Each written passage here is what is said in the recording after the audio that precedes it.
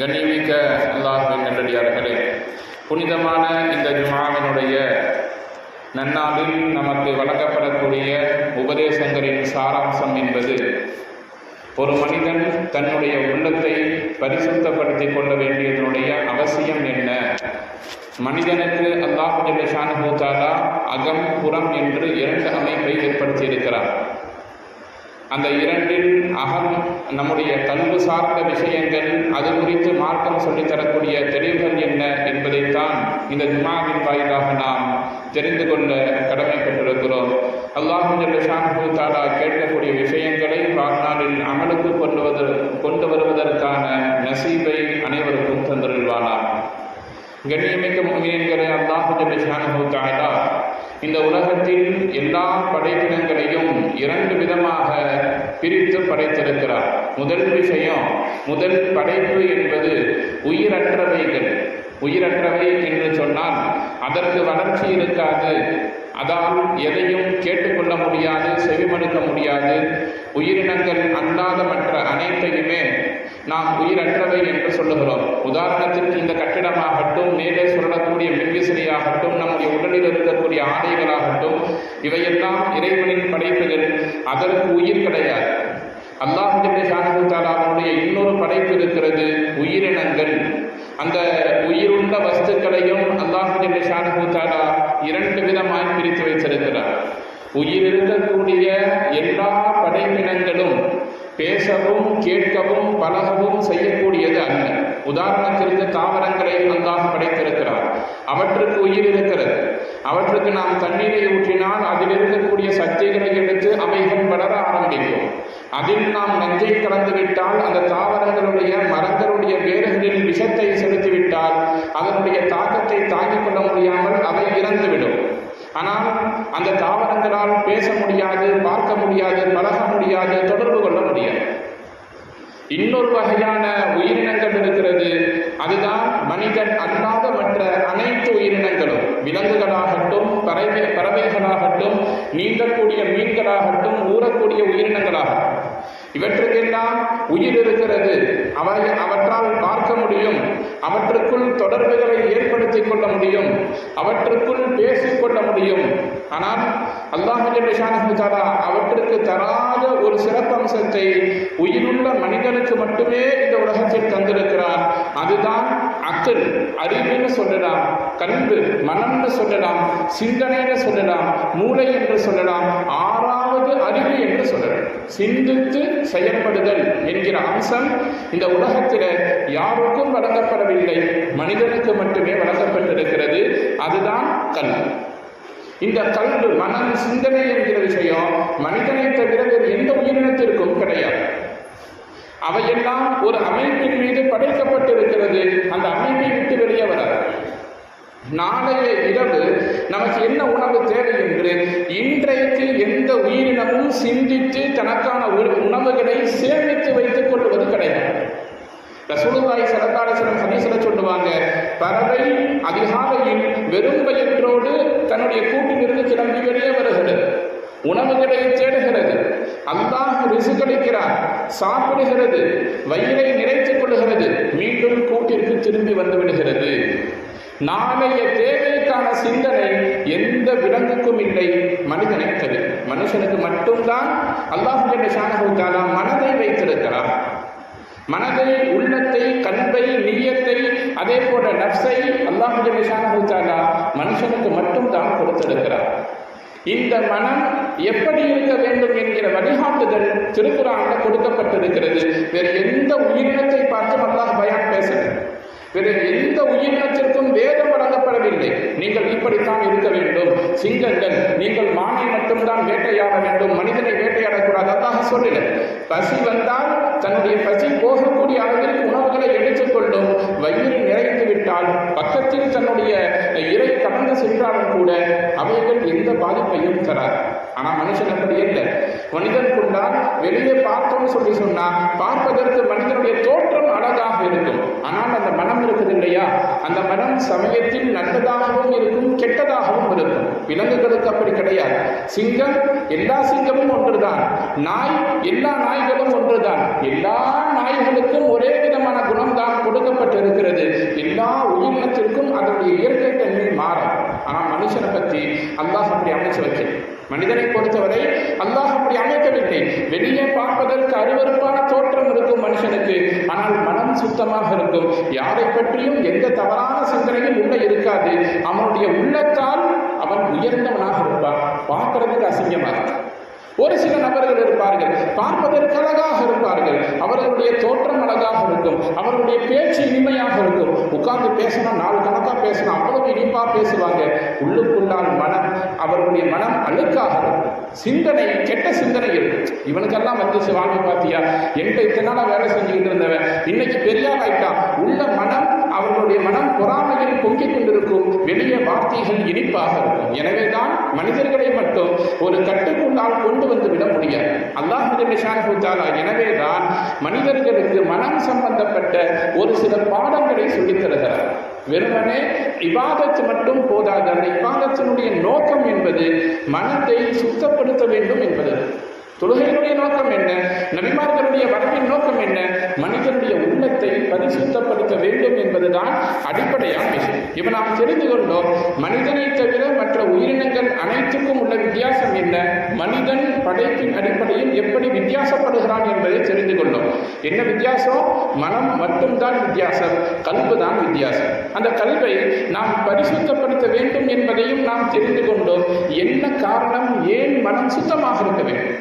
மனம் ஏன் சுத்தமாக இருக்க வேண்டும்? ரசூலுல்லாஹி ஸல்லல்லாஹு அலைஹி வஸல்லம் ஹதீஸ்ல சொல்றாங்க, கல்புல் முஃமினி அர்ஷுல்லாஹ். அந்த கல்பு மனம் இருக்குது இல்லையா, அது இறைவனின் சிம்மாசனம்னு சொல்றோம். இறைவனுடைய சிம்மாசனம்.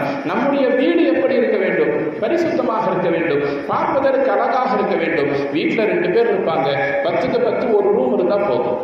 ஒரு 5க்கு 8க்கு ஒரு சமையலறை இருந்தால் போதும். ஒரு 10க்கு 10 ஹால் இருந்தால் போதும். ஆனால் கட்டுகிறோம் சென்ட் கணக்கில் கேட்டோம், பெரிய வீடை கட்டுகிறோம். என்ன காரணம்? என்னுடைய செல்வம் மக்களுக்கு வெளிப்பட வேண்டும், வீடு அழகா இருக்கணும்ல, வீடு அழகா இருக்கணும்ல, நான் அதை அலங்கரிக்கிறேன்னு சொல்றோம். நம்முடைய மனம் இறைவனுக்கான இல்லம், இறைவனுக்கான சிம்மாசனம். அதை நாம் எப்படி அலங்காரப்படுத்தி வைத்திருக்கிறோம் என்று யோசிக்கிறோம். நாம் தங்கக்கூடிய வீட்டை நாம் அலங்கரிக்கிறோம், அதை சுத்தமாக வைத்திருக்கிறோம், அது மக்களுக்கு அழகாக காட்சிப்படுத்த வேண்டும் என்று விரும்புகிறோம். நம்முடைய மனதை இறைவனுக்காக எப்படி நாம் சுத்தப்படுத்துகிறோம் என்பதை யோசிக்க கடமைப்பட்டிருக்கிறோம். எனவே தான் அல்லாஹ் சொல்றான், மனம் கல்வி பரிசுத்தமாக இருக்கணும். இல்லை என்று சொன்னால் அவர்களுடைய எந்த அமலும் அவர்களுக்கு பலன் தராது என்று அல்லாஹ் ஜல்ல தஆலா சொல்றான். இதற்கு ஒரு உதாரணத்தை நாம் யோசித்து பார்க்க கடமைப்பட்டிருக்கிறோம். நபி இப்ராஹிம் அலைஹிஸ்ஸலாத்து வஸ்ஸலாம் நபி இப்ராஹிம் அலைஹிஸ்ஸலாத்து வஸ்ஸலாம் அவர்கள் காபாவை கட்டி முடிக்கிறார்கள். அல்லாஹ்விடத்தில் துஆ செய்கிறார்கள். என்ன துஆ செய்றாங்க? ரப்பனா, இறைவா, வபஅஸ் ஃபீஹிம் ரசூலன் மின்ஹும், என்னுடைய வம்சத்துல ஒரு நபியை அனுப்பி வை. அந்த நபி என்ன செய்யணும்? இப்ராஹிம் அலைஹிஸ்ஸலாம் கேட்கிறாங்க, யத்லு அலைஹிம் ஆயாத்திக், உன்னுடைய இறை வசனங்களை அவர் மக்களுக்கு ஓதி காட்ட வேண்டும். ஒன்று, முதல் விஷயம், யத்லு அலைஹிம் ஆயாத்திக், உன்னுடைய வசனங்களை மக்களுக்கு ஓதி காட்ட வேண்டும். வயுஅல்லிமுஹுமுல் கிதாப், உன்னுடைய வேதத்தை மக்களுக்கு போதிக்க வேண்டும். யத்லு அலைஹிம் ஆயாத்திக வயுஅல்லிமுஹுமுல் கிதாப வல் ஹிக்மா, இன்னும் ஞானத்தை மக்களுக்கு போதிக்க வேண்டும். 4வதாக சொல்றாங்க, வயுஸக்கீஹிம், அந்த நபி மக்களை பரிசுத்தப்படுத்த வேண்டும். பரிசுத்தப்படுத்துறதுனா குளிச்சு நம்ம ட்ரெஸ் பண்ணி நீட்டா வரணுங்கிறது இந்த வெளிரங்க பரிசுத்தமா இல்லை, மக்களுடைய மனதை பரிசுத்தப்படுத்த வேண்டும்னு சொல்லி இப்ராஹிம் அலைஹிஸ்ஸலாம் ரசூலுக்காக துஆ செய்தார்கள். என்ன வரிசையில துஆ செஞ்சாங்க? யுஅல்லிமுஹுமுல் கிதாப் வல் ஹிக்மா வயுஸக்கீஹிம், குர்ஆனை ஓதி காட்டணும், மக்களுக்கு குர்ஆனுடைய ஞானத்தை எடுத்து சொல்லணும். அதுக்கப்புறம் கடைசியா 4வதாகத்தான் சொன்னாங்க, வயுஸக்கீஹிம், மக்களுடைய மனதை அந்த நபி பரிசுத்தப்படுத்த வேண்டும். இந்த மாதிரி ஒரு நபியை எனக்கு கொடு, என்னுடைய வாரிசுகளில் கொடுன்னு இப்ராஹிம் அலைஹிஸ்ஸலாம் துஆ செய்தார். அல்லாஹ் என்ன செய்தான்? அந்த துஆவுக்கு பதிலளித்தான். எப்படி பதிலளித்தான்? அதையும் அல்லாஹ் குர்ஆன்ல சொல்றான். ஹுவல்லதி, அல்லாஹ் எப்படிப்பட்டவன் என்றால், பஅஸ ஃபில் உம்மீன ரசூலம் மின்ஹும், அல்லாஹ் ஒரு ரசூலை உங்களுக்கு அனுப்பி வைத்திருக்கிறார். நீங்க துஆ கேட்ட மாதிரி உங்களுடைய குடும்பத்தில் ஒரு ரசூல் வருவார், நபி வருவார். அந்த நபி என்ன செய்வார்? பஅஸ ஃபில் உம்மீன ரசூலம் மின்ஹும் யத்லு அலைஹிம், அல்லாஹ்வும் சொல்றான், குர்ஆனை அவர் ஓதி காட்டுவார். யத்லு அலைஹிம், குர்ஆனை ஓதி காட்டுவார். ஆயாத்திக வயுஸக்கீஹிம், மக்களை பரிசுத்தப்படுத்துவார், வயுஅல்லிமுஹுமுல் கிதாப வல் ஹிக்மான்னு சொல்றார்.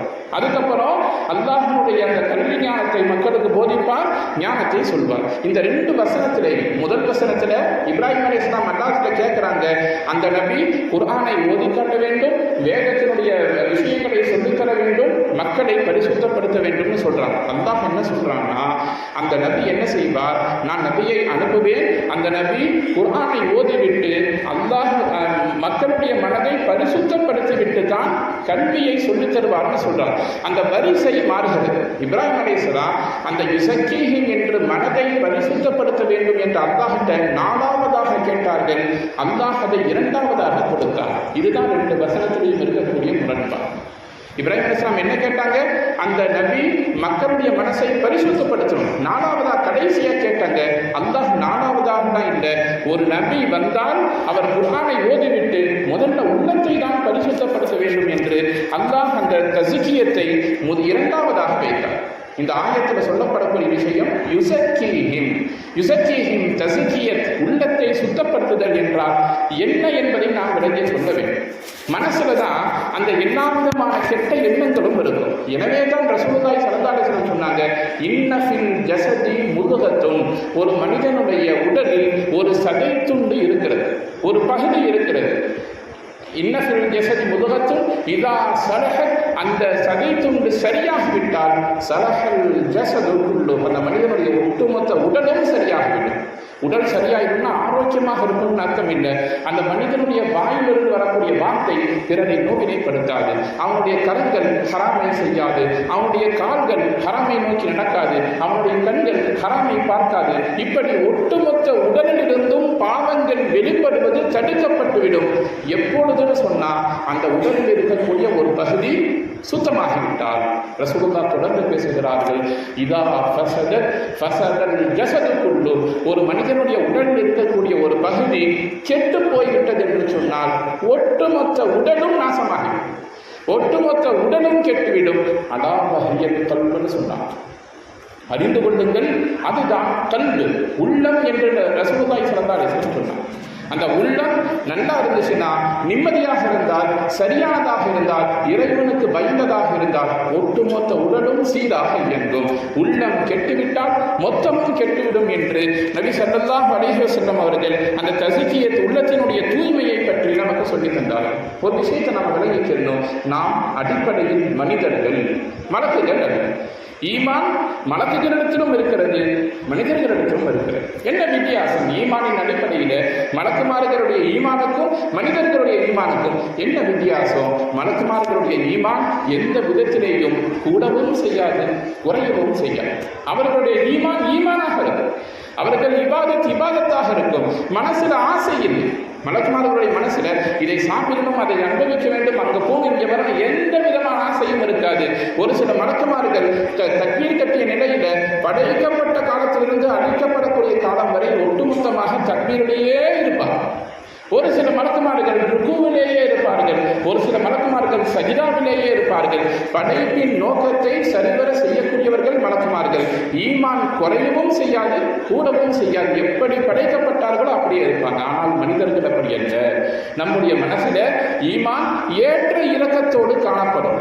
நம்முடைய ஈமான் ஏற்றமாகவும் இருக்கும், இரக்கமாகவும் இருக்கும். வீட்டை நாம் எப்பொழுதுமே பரிசுத்தமாக வைத்துக் கொள்ளணும்னா தூசி படிய படிய படிய என்ன செய்யணும்? அதை சுத்தம் செய்து கொண்டு காலையில் ஒருக்கா கூட்டணும், மதியம் ஒருக்கா கூட்டணும், சாயந்தரம் ஒருக்கா கூட்டணும். குழந்தைங்க இருந்தாலும் வீடு அழுக்காகும், குழந்தைங்க இல்லாமையும் வீடு அழுக்காகும். காத்தடித்தால் உள்ள மண் வரும், சுத்தம் செய்யும். வாரத்துக்கு ஒரு தடவை 2 தடவை வீட்டை நாம் தண்ணீர் ஊற்றி கழுவி கொண்டே இருக்க வேண்டும். பராமரித்தால் தான் வீடு சுத்தமாக இருக்கும். பராமரிக்கிற வீடு சுத்தமாக இருக்காது. இதைத்தான் ரசூலுல்லாஹி ஸல்லல்லாஹு அலைஹி வஸல்லம் சொல்றாங்க, மலக்குமார்களுடைய ஈமான் என்பது வேறு, மனிதர்களின் ஈமான் என்பது வேறு. மனிதர்களுடைய ஈமான்ல ஏற்றத்தாழ்வு இருக்கும். எனவே அதை நாம் சுத்தம் செய்து கொண்டே இருக்க வேண்டும். எதை? கல்வி, மனதை நாம் பரிசுத்தப்படுத்திக் கொண்டே இருக்க வேண்டும். இந்த கல்வை அல்லாஹ் ரசூலுல்லாஹி ஸல்லல்லாஹு அலைஹி வஸல்லம் ஒரு வீட்டுக்கு ஒப்பிட்டு சொல்லி இருக்கிறார்கள். கல்வைத்தில் ஹரிபுன்னு சொன்னாங்க ரசூலுல்லாஹி ஸல்லல்லாஹு அலைஹி வஸல்லம். வீடு, அந்த கல்வி என்பது மனிதனுடைய உள்ளம் ஒரு வீட்டுக்கு ஒப்பார். ஒரு வீடு இருட்டடிப்பு பாழடைந்து விட்டால் அதிலிருந்து எந்த பிரயோஜனத்தையும் பெற்றுக்கொள்ள முடியாதோ, அதே போல உள்ளம் கெட்டுவிட்டால் அதன் மூலம் எந்த விதமான பிரயோஜனமும் இருக்காது. அல்லாஹ் குர்ஆன்ல சொல்றான், ஒரு சில லஹும் அய்யுனுன் லா யுப்சிரூன பிஹா, ஒரு சில மக்கள் இருக்கிறார்கள் அவர்களுக்கு பார்வை இருக்கும், லா யுப்சிரூன பிஹா பார்க்க முடியாது. வலஹும் ஆதானுன் லா யஸ்மஊன பிஹா, ஒரு சிலருக்கு காதுகள் இருக்கும் ஆனால் அவர்களால் கேட்க முடியாது. அப்படின்னா என்ன? கண் இருக்கும், குர்ஆனை பார்ப்பார்கள், பள்ளியை பார்ப்பார்கள், தொழுகையை பார்ப்பார்கள், எல்லா விதமான இறைவனுடைய நிஅமத்துகளையும் பார்ப்பார்கள். அதனுடைய மகத்துவம் உள்ளத்திற்கு போய் சேராது. காரணம், உள்ளம் பாழடைந்திருக்கு. காதுகள் இருக்கும், உபதேசங்கள் கேட்கும், அமலுக்கு கொண்டு வர முடியாது. ஹராம் எது ஹலால் எது பேசப்பட்டு கொண்டே இருக்கும், நாமும் கேட்டுக்கொண்டே இருப்போம். ஆனால் அவை அந்த உள்ளத்தில் எந்த மாற்றத்தையும் ஏற்படுத்தாது. எனவேதான் நபி ஸல்லல்லாஹு அலைஹி வஸல்லம் சொல்றாங்க, உள்ளத்தை நாம் பரிசுத்தப்படுத்திக் கொள்ள வேண்டும். பொதுவாக ஒரு மனிதன் வீட்டிலிருந்து வெளியே கிளம்புறான் அப்படின்னு சொன்னால் ஆடைகள் எல்லாம் சரியாக இருக்கிறதான்னு கவனி. ஒரு பெரிய விசேஷத்துக்கு நாம் போகிறோம், ஒரு நீண்ட தூர பயணம் போகிறோம், அல்லது முக்கியமான மனிதரை சந்திக்க போகிறோம், உடைகள் எல்லாம் உடுத்தி எல்லாம் சரியாக இருக்குதான்னு பார்ப்போம். ஆடையினுடைய ஒரு ஓரத்தில் ஒரு சின்ன நஜீஸ் இருந்துச்சுன்னு வைங்களேன், நம்ம என்ன செய்ய, சரி பரவாயில்ல கொஞ்சம் தானே இருக்குது, அப்படியே போனான்னு போயிடுவோமா? முடிந்தால் அதை சுத்தம் செய்வோம், இல்லை என்று சொன்னால் அந்த ஆடையை மாற்றிவிட்டு வேறு ஆடை அணிந்து கொண்டு நாம் வெளியே செல்வோம். என்ன காரணம்? மக்களுடைய பார்வையில் அந்த நஜீஸ், அந்த குறை, வெளிரங்கமான நம்முடைய குறை தெரியக்கூடாதுன்னு கருது. ஒரு இன்டர்வியூ இருக்குது, ஒரு முக்கியமான வேலைக்கு ஆள் எடுக்கிறார்கள், நம்முடைய நேராக பார்த்தா பார்வை படக்கூடிய இடத்துல ஒரு கரை இருக்கிறது, நாம் அப்படியே போகமா? போக மாட்டோம். என்ன காரணம்? இந்த கரை நம்முடைய குறையாக அவருடைய மனசுல பதியும். எனவே சுத்தம் பண்ணுவோம், முடிக்காட்டி வேற அடைய மாட்டோம். ஆனால் அல்லாஹ் சொல்லக்கூடிய ஒரு விஷயத்தை ரசூலுல்லாஹி ஸல்லல்லாஹு அலைஹி வஸல்லம் ஹதீஸ்ல சொல்றாங்க, இன்னல்லாஹ லா யன்துரு இலா சுவரிக்கும் வ அம்வாலிக்கும். அல்லாஹ் ஜல்ல ஷானஹு தஆலா உங்களுடைய வெளிரங்க தோற்றத்தை ஒருபோதும் பார்ப்பதில்லை. நீங்க எப்படி ட்ரெஸ் பண்ணிட்டு தொழுகைக்கு வரீங்க, அல்லாஹ் பார்க்கறதில்லை.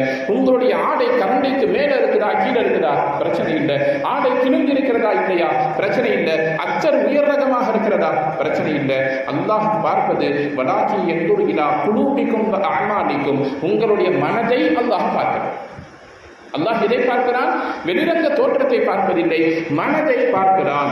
இஹ்லாஸோடு இறைவனுக்கு பயந்து அந்த இபாதத் இருக்கிறதான் பார்க்கிறான். உள்ளம் சுத்தமாக இருந்தால் அமல்கள் ஏற்றுக்கொள்ளப்படுகிறது. நாம் என்ன செய்கிறோம்?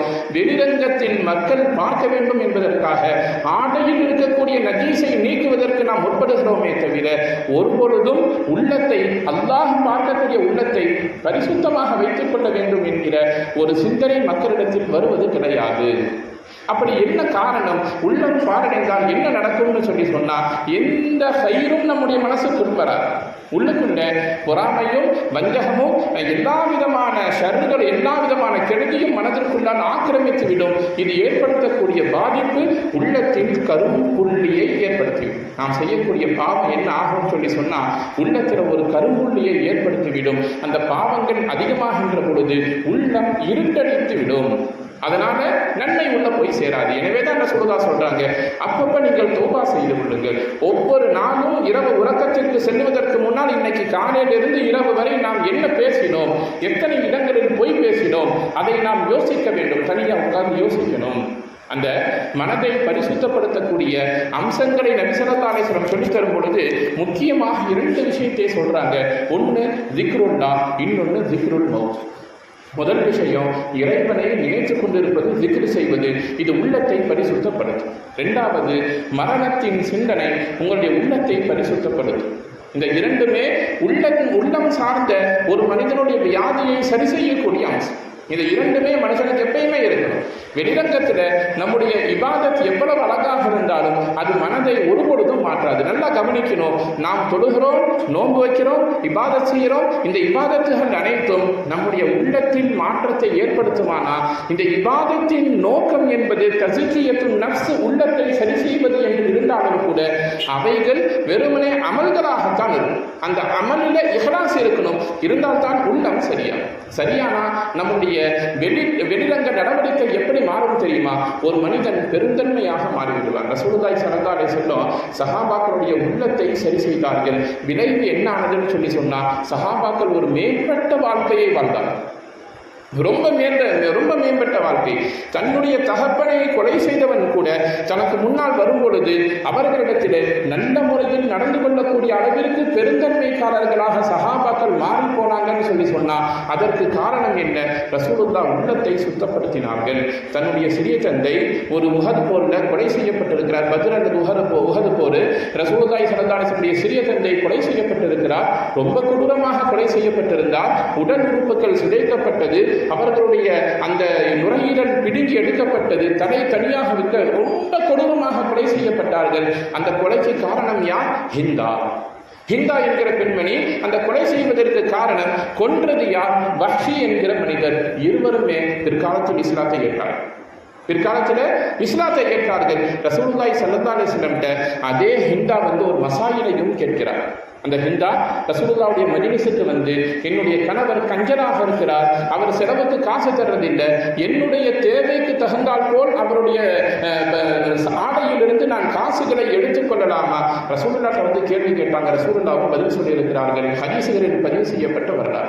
நேருக்கு நேராக பார்க்கிறோம். நம்ம சலாம் சொன்னதுக்கு பதிலுக்கு சலாம் சொல்லவில்லை என்கிற ஒரே காரணத்தால காலமாக பார்க்கும் பொழுதெல்லாம் அந்த பகையை மனசில் வைத்து சுற்றக்கூடிய எத்தனை மனிதர்கள் இருக்கிறார்கள். நான் சொன்னா நீ கேட்கலையா? எங்கே பார்க்க வேண்டுமோ அங்கே பார்த்துக் கொள்கிறேன். பழி வாங்குவதற்குள்ள சிந்தனையோடு உலகத்தில் சுற்றக்கூடிய மனிதர்கள் எத்தனை பேர் இருக்கிறார்கள்? கூட பிறந்த சகோதரர், பெற்றெடுத்த தாய், பெற்றெடுத்த மகள், உடன் பிறந்த சகோதரி, ஏதோ ஒரு சின்ன காரணத்திற்காக காலமாக நம்முடைய மனதில் நாம் பகையை சுமந்து கொண்டிருக்கிறோம். உள்ளங்கள் பண்படுத்தப்பட வேண்டும். பண்படுத்தப்பட்டால் விளைவு எப்படி ஆகும்னு சொன்னா, எவ்வளவு பகை மனசுல இருந்தாலும் கூட இறைவனுக்காக மன்னிப்பதற்குள்ள அந்த உள்ளம் இலகும். அல்லாஹுக்காக மன்னிக்கிறேன், அல்லாஹுக்காக செய்கிறேன், இறைவனுக்காக தொழுகிறேன் என்று எல்லா அமல்களும் பரிசுத்தமாகும். எப்பொழுதும் சொன்னால் உள்ளம் பரிசுத்தமானால். எனவேதான் விளங்கிக் கொள்ள வேண்டும். சஹாபாக்கள் எப்படி தன்னுடைய வாழ்வை மாற்றிக்கொண்டார்கள். காலமாக மது அருந்தினார்கள். ரசூலுல்லாஹ்வுடைய ஒற்றை செய்தி மது ஹராமாக்கப்பட்டது என்கிற ஒரு வார்த்தை ஒட்டுமொத்தமாக காலமாக குடித்த அந்த மதுகள் எல்லாம் சாலைகளில் ஆறாக ஓடியது. எப்படி மாற்ற முடிந்ததுன்னு சொன்னா உள்ளத்தை ரசூலுல்லாஹி ஸல்லல்லாஹு அலைஹி வஸல்லம் பரிசுத்தப்படுத்தினார்கள். நாமும் நம்முடைய உள்ளத்தை பரிசுத்தப்படுத்த வேண்டும் என்றால் முதல் விஷயம் ஜிக்ருல்லாஹ், இறைவனுடைய நினைவு எல்லா இடத்திலேயும் இருக்கணும். வாய்ப்பு கிடைக்கும் பொழுதெல்லாம் ஜிக்ரை அதிகமாக செய்ய வேண்டும். உள்ளத்தை பக்குவப்படுத்தும். இரண்டாவது விஷயம் மரணத்தினுடைய சிந்தனை நம்முடைய மனதில் இருக்க வேண்டும். மூன்றாவது விஷயம் உள்ளத்தை நாம் திறந்து வைக்க வேண்டும். அதிகமான நல்ல உபதேசங்களை கேட்டுக்கொண்டே இருக்க வேண்டும். இபாதத்தின் மீது நாட்டம் கொள்ள வேண்டும். அப்படி இருக்கும் பட்சத்தில் அல்லாஹ் ஜல்லஷானஹு தஆலா உள்ளத்தின் கதவுகளை திறந்து விடுகிறான். திறந்து விடுகிற சமயங்களில் எல்லா கயிறும் எல்லா நலவும் உள்ளத்தை நிரப்பும் பொழுது நம்முடைய மனதும் இறைவனின் சிம்மாசனமாக மாறிப்போகும் என்பதில் எந்த சந்தேகமும் இல்லை. எல்லாம் வல்ல ரப்புல் ஆலமீன் அல்லாஹ் ஜல்லஷானஹு தஆலா வாழும் காலத்தில் பரிசுத்தமான வாழ்வு வாழ்ந்து மரணிக்கும் பொழுது இறைவனின் பொருத்தத்தை பெற்று மரணிக்கக்கூடிய நல்லதொரு மக்களாக நம் அனைவரையும் ஆக்கி நல்லொரு புரிவானாக. வாஹிரு தஅவானா அல்ஹம்துலில்லாஹி ரப்பில் ஆலமீன்.